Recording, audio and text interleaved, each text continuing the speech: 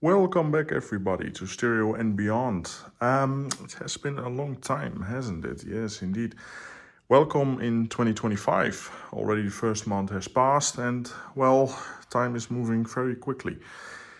It has been a long time since I posted a video for many reasons: work, my other job, everything got in the way. I didn't really know what to make videos about because not a whole lot was going on. That was until the end of 2024 when everything moved rather quickly and you can see a lot of new components in my system. And well, as it is looking now, it's pretty much finalized. Some things are still on the way out, and some other components are going to be moving in soon. So yeah, I'll just take you along for the ride and show the new components off. Yeah, first things first, the one big thing that you can probably see that isn't here anymore is my big Boer & Wilkins Nautilus center speaker. I sold that because it was too big. It was too big. That's pretty much it. It's amazing if you have a really large room with a whole lot of space between the left and the right speaker. But in this room, which is, well, still pretty big, it wasn't really necessary to have such a big center speaker. And I wanted some other components, so I needed to free up some budget, and well, the thing was expensive, so it had to move out. And I did a lot of experimentation with this new center channel. Well, it's not new, but this is one of the only center channels MB Quart ever made. That's also the brand which my left and right speakers are. And well, I liked a couple of things, and I also didn't like a couple of things that this center channel provides or provided. The Boer & Wilkins is pretty easy to drive. It's what is it, like 8 ohms or something, or anyway, it is easy to drive. This one is not. Even on paper, they're not that different. This is 6 ohms, etc., etc. This is really amplifier dependent. So as that I swapped it out a couple of times when I still ran my Boer & Wilkins on my Marantz 7055 power amp, surround power amp. Didn't like it a lot. It was all one big mess. It sounded like a really cheap center channel.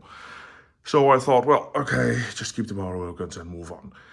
Then some things changed. I wanted to try some things new, so I swapped my Boer & Wilkins center channel to my Arkham. This is an Arkham P1000. It's a way bigger power amplifier. It can go to 4 ohms stable with 250 watts. It has a really big power supply. It's a proper power amplifier. Monaural, everything. It's good. The Marantz is it's good. It has good sound quality, but it also needs speakers that can, well, that don't demand very much. So I tried the MB Quart center channel again with the Arkham, and it was such a big night and day. I used some other cables, connected it using some well, different adapters, because this one does not use banana plugs, your standard banana plugs. And now I have silver like crimps on there because, well, I do swap out components all the time. And this made a really good connection to this as well. I first used really big banana plugs from AudioQuest, like the top of the line silver ones. But those didn't really fit well in here, so I swapped them out for these like crimp-on silver ones, and yeah, just AudioQuest cabling, and it's really good. It's really good. It is still not as big sounding as the Boer & Wilkins, but this is ported. Boer & Wilkins is not. Plus, it has the, well, timbre matching of MB Quart across my entire front row. So it had a little bit more punch in the mid and lows. and the treble matched better to my other speakers. Because, well, MB Quart is also in the rear over there, and well, I still use TNA on the sides, but yeah, I will swap those out for MB Quarts eventually. So I have all MB Quarts on the ear level, and still my SVS elevations are, well, satellites actually for my Atmos. So yeah, it timbre matched better. I didn't really miss when everything was dialed in properly. The little less scale the Barrow Wilkins provided. So yeah, it freed up a lot of budget because I still had this in storage, like I have a lot of other components, but well, speakers mostly. But yeah, I was like, well, it's just fine, you know. I couldn't really place full on equipment, full size equipment, like 44 centimeters wide, 46 centimeters wide. I don't know what the primary measurement is of everything, like the standard measurement, but the Primaluna fitted. So I always used it, but I didn't really have a place for my turntable anymore. I had a rack over there, which was just too crowded.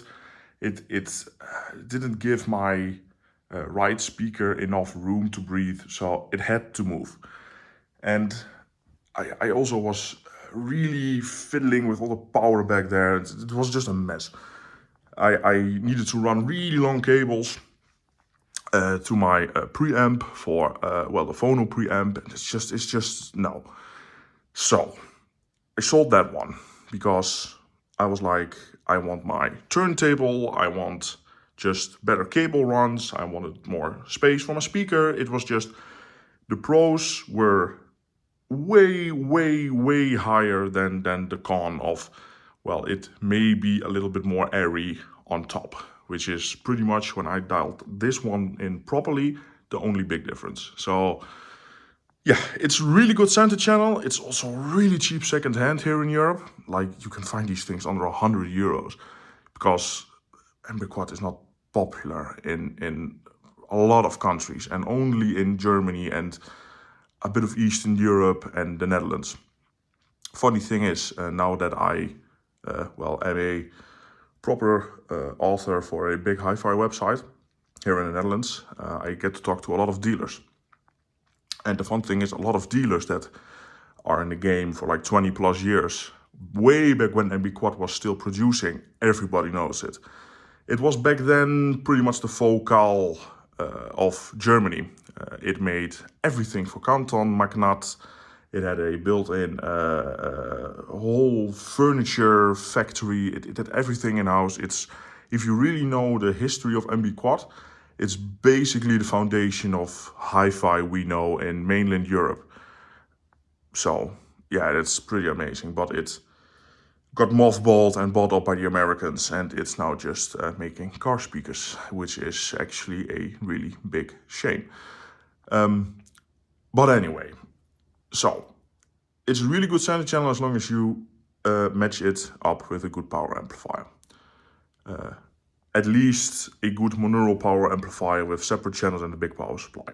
And that can go to 4 ohms, maybe even lower, because I think the impedance curve of this one is a little bit funky, but I can't master it yet. It's just, I have that feeling it's not a really easy speaker to drive. So, freed up budget on that side, and well, everything, as you can see, I don't have a record player at the moment. So yeah, a lot of other things happened. I got the opportunity to buy my dream power amplifier, which was either a Macintosh or an Accuphase or some big Krell or Mark Levinson, etc. The thing with Mark Levinson and Krell is the power draw. If you get into the really big 300 series, all the way up to the 336 from Mark Levinson, like the big nuclear reactors, those things idle at like 300, 400 watts, which in the current economy with power prices in the Netherlands, even the fact that I have solar panels, just no. Simply because I also use my stereo setup for home theater. So it's on, like, even if I watch TV. So that was not an option. So it was a power amplifier that needed a good and steady but also a low power delivery, because, well, these monsters here are 4 ohm, but I get in a lot of speakers. Just finished up a review and article of JBL. Really nice new speakers and new stuff they got going on there, but I digress. So I needed amplification that at least reached the 2 ohm point, preferably even lower, but yeah, that's why I got that over there. So it was either Macintosh or Accuphase. Ever since I got into hi-fi, I saw Macintosh and I wanted that. The looks of Macintosh are unbeatable in my opinion. They are the most beautiful amplifiers that are ever made, and not a lot of companies can top that. Perhaps Accuphase, but I'll come to that. So but even way before that, I got the opportunity to buy one of my dream preamplifiers. The current flagship of Primaluna, the Evo 400. It is amazing. It has balanced inputs. It has room for a phono stage, but I don't really know. I don't have that. But this also has a synergistic purple fuse that I put inside it. Genelex tubes with some mullets for the buffer stage. Or it's not a buffer stage, but it's pretty much a backup stage, because the 400 has 6 preamp tubes, and all the rest, all the way down to the 100 and 200 probably have 2, but everything else has 4. But the top of the line has no, the 300 also has 6, but doesn't have balanced. But I wanted balanced because reasons. I just want it. So this is a monster. It weighs way too much, but you know, Primaluna, big power transformers, everything is amazing. Don't have the cage on at the moment because I was just swapping some tubes and stuff. But yeah, it's such a beautiful preamplifier. It's dead quiet. The remote is absolutely amazing. Let me show that to you. It's really well made. It's big, and I like it. So I got the opportunity to sell my Prolog Premium, and buy this. Then I was like, well, I want a new power amplifier. So fast forward, sold the Power Wilkins Nautilus, and actually figured out that I like this a little bit better in my system. And it also has a really nice looking front panel, which you can kind of figure out how that goes. So yeah, it looks sleek, it's small, so I can actually use that space over there, because, well, the Primaluna is small, but I can also put a full-size preamp here. So, new preamp, new power amp.